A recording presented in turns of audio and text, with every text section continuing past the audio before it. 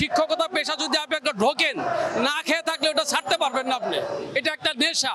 যখন সন্তানদের মধ্যে যাবেন, ক্লাসে যখন যাবেন, তখন আপনার ক্ষুধার কথা মনে থাকবে না, আপনার কষ্টের কথা মনে থাকবে না, ওদের চেহারার দিকে তাকালে আপনি সব ভুলে যাবেন। আমরা যারা বেসরকারি শিক্ষক প্রায় 20 বছর যাবৎ আমাদের স্বীকৃতি হয়েছে, আমরা এমপিও পাচ্ছি না।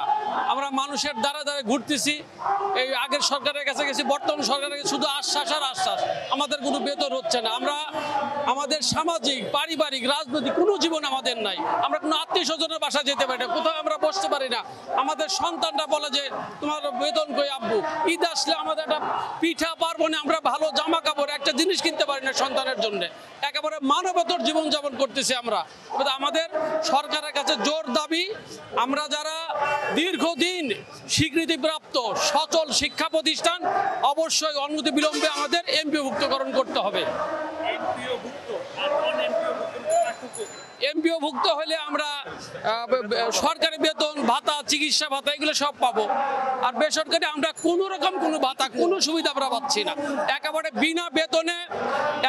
বিনা বেতনে আমরা স্বেচ্ছায় এই শিক্ষা কার্যক্রম চালায়া যাচ্ছি। একটা আমি 20 বছর বেতন পাচ্ছি না, 18 বছর করতেছি। এটা ভালো লাগার জায়গা থেকে করা। এই পেশা, এই শিক্ষকতা পেশা যদি আপনি একটা ঢোকেন, না খেয়ে থাকলে ওটা ছাড়তে পারবেন না আপনি। এটা একটা নেশা। যখন সন্তানদের মধ্যে যাবেন, ক্লাসে যখন যাবেন, তখন আপনার ক্ষুধার কথা মনে থাকবে না, আপনার কষ্টের কথা মনে থাকবে না, ওদের চেহারার দিকে তাকালে আপনি সব ভুলে যাবেন। ক্ষুধা 18 বছরই ছিল। আন্দোলন সংগ্রাম বরাবরই চলছে, এখনো চলবে। কিন্তু আমাদের দাবি পর্যন্ত, আজ পর্যন্ত আমাদের কেউ আমাদের দিকে মুখ তুলে তাকাচ্ছে না। আমরা